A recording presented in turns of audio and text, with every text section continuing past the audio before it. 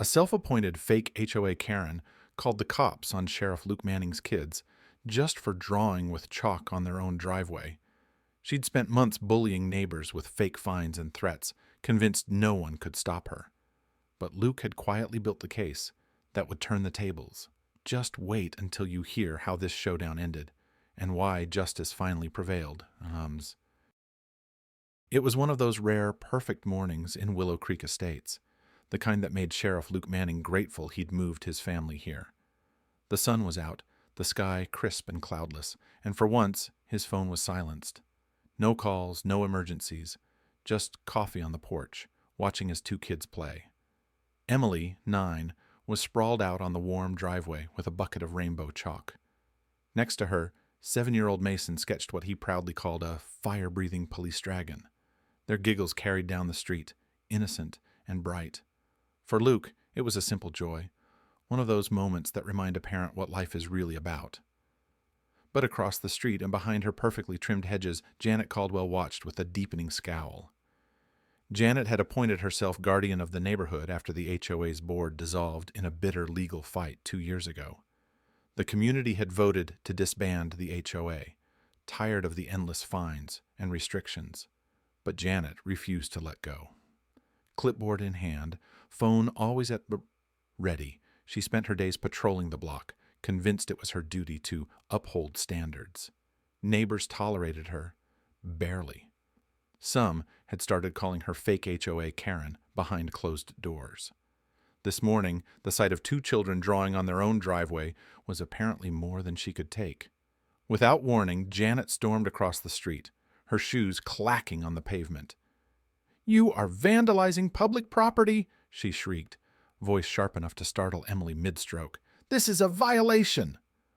Luke looked up from his coffee, blinking. He set the mug down and stood. Calmly, he stepped off the porch, posture relaxed but firm. "Morning, Janet. They're drawing on our driveway," he said evenly. "It'll wash off when it rains." But Janet was beyond reason. Face flushed, she whipped out her phone and punched in 3 numbers. "Yes, 911, she began, voice loud and theatrical. "I need police here now. There are unsupervised children defacing the street. I demand action." Luke's eyes narrowed. He took a slow breath, watching the scene unfold like a slow-motion movie he couldn't pause. This wasn't a misunderstanding anymore. This was a false emergency call about 2 children playing at home. Across the yard, Mason hugged his chalk bucket, eyes wide. Emily clutched her drawing, confused, and from the corner of his vision, Luke caught it. Janet had started recording the scene on her phone as well, narrating loudly about lawless behavior and parental neglect. For a beat, Luke just stood there, stunned. Was this really happening? Then came the voice from Janet's phone speaker. "Units are on their way." Luke exhaled slowly. So it was official. An actual police dispatch was now in motion, all because his kids had dared to draw dragons and flowers on their driveway. It didn't take long. Within minutes, the sound of 2 squad cars rolled down the quiet street. Lights flashing, no sirens, but still enough to draw curious glances from behind curtains and porch railings. Deputies Taylor and Grant, both seasoned officers from Luke's own department, stepped out, looking more than a little puzzled. The dispatch had listed possible property destruction and unsupervised minors. Hardly the call that typically warranted an emergency response. Before they could even approach the house, Janet launched herself toward them, waving her phone wildly. "There! Those kids!" she shouted, pointing an accusatory finger at Emily and Mason, who were now clutching each other nervously on the front steps. "I told you this house is a problem. I demand you cite the parents and clean this mess up." Taylor's brows lifted in quiet disbelief. He exchanged a look with Grant, one that spoke volumes. Luke stood a few feet away, arms crossed. He had remained silent until now, watching Janet's performance with a mix of restraint and rising disgust. Taylor finally addressed her, his voice cool and professional. "Ma'am, you reported a crime that doesn't exist," he said flatly. "That is their private driveway. No violation has occurred." For a moment, you could almost hear the click of a mental switch flipping in Janet's mind. Her eyes widened. Her voice rose another octave. "Don't you dare cover for them," she hissed. "I know the sheriff here is useless. Someone has to uphold community standards." That was it. The last straw. Luke stepped forward, slow and deliberate. He drew his badge from his pocket and held it out for all to see. "I think it's time we cleared something up," he said evenly, voice carrying just enough steel. "Sheriff Luke Manning, and those," he gestured toward his kids, "are my children." The effect was immediate. The air seemed to freeze. Janet's mouth opened and closed again. Her jaw worked uselessly as if trying to catch up with what had just been revealed. Taylor and Grant both stood at respectful attention, waiting. But if Luke had expected her to back down, he underestimated the depth of Janet's conviction. "I don't care who you are," she shot back, her face flushed deep red now. "You need to enforce the HOA rules. I will press charges if you don't." Luke's patience, honed by years in uniform, was nearing its end. But beneath the visible absurdity, something darker tugged at him. This wasn't a one-off incident. This was a pattern. For months, neighbors had come to him quietly. At grocery stores, after church, in parking lots. Elderly couples, single moms, veterans, all telling the same story. Threatening letters. Fake HOA violation notices printed on old letterhead. Cell phone videos of Janet recording their yards, muttering about property values and neighborhood pride. Most of them had been too weary or intimidated to fight back. Some had even stopped hosting family barbecues or letting their kids play out front, all because one woman refused to let go of imaginary authority. And now she'd gone a step further. She had weaponized the real police against his kids. Luke felt the heat rising in his chest, not just as a father, but as an officer sworn to protect this community from exactly this kind of abuse. Enough was enough. Luke drew a slow breath, pulling back the last thread of patience he had left. "Taylor, Grant," he called over quietly, voice measured but edged with command. "I want everything documented, full report. I'll be filing an official complaint." Both deputies nodded. Taylor reached for his body camera settings. Grant opened his notepad. Janet's eyes flicked between them, confusion starting to creep into her righteous anger. Then Luke turned to her fully, voice calm, too calm. "You are impersonating a defunct HOA and misusing emergency services. That is a criminal offense, Janet." For half a second, silence hung in the air, thick, charged. Then came the sneer. "You think you scare me?" she snapped, though her voice now had a tremor beneath the surface. "I know the county judge. You're just trying to cover for your lawless kids."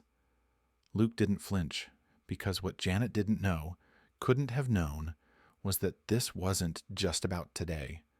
For weeks, Luke had quietly opened a side investigation after hearing the same whispered stories from too many frightened neighbors. He'd had officers pull complaint records. He'd collected copies of the fake HOA violation letters, the ones Janet had been slipping into mailboxes using forged letterhead from a board that no longer existed. Several residents had provided phone videos of Janet standing on sidewalks, berating elderly homeowners, threatening young mothers with fines she had no legal authority to issue. It had taken time. Building a pattern of behavior that would hold up in court required patience. Now, standing here in broad daylight, with 2 uniformed deputies and a documented false 911 call, he had the last piece of the puzzle. Luke's voice dropped lower, colder. "I suggest you call your lawyer, Janet," he said. "You'll be hearing from the district attorney's office very soon." For the first time, real fear flickered behind her eyes. Her face blanched. The bravado faltered. But pride is a stubborn thing. "You're abusing your power," she sputtered, voice rising again as if volume alone could reverse the tide. "You can't do this. This is harassment." Luke's gaze stayed steady, not raised, not shaken. "I can," he said quietly, "and I will, for every single family you've targeted." And with that, the conversation was over. Once the spark was lit, the case moved fast. Luke compiled the mountain of evidence his department had gathered, the false notices, the threatening letters, the forged HOA letterhead, And now the recording of Janet's false 911 call. It was more than enough. The county prosecutor didn't hesitate. Within 48 hours, formal charges were approved, filing a false police report, harassment, and impersonating an HOA official. To protect the neighborhood going forward, the court issued a no-contact order against Janet, forbidding her from approaching or communicating with any of the residents she had harassed, and as word spread, the entire community seemed to exhale. On a bright Wednesday morning, 2 deputies arrived at Janet's door, body cameras on, warrant in hand. The moment couldn't have been more public. Neighbors watched from porches and behind curtains as Janet was served, the color draining from her face. She was escorted back inside, not in handcuffs, but under court order. That scene alone, captured discreetly on a neighbor's phone, quickly made its way onto local social media. The caption read, "Fake HOA finally shut down by real sheriff." Within hours, the post had gone viral across town. For Luke, the days that followed brought an unexpected flood of gratitude. His inbox filled with thank you notes from neighbors who had suffered in silence. One stood out. An elderly widow wrote in neat, careful script, "I've been terrified to even garden in my front yard.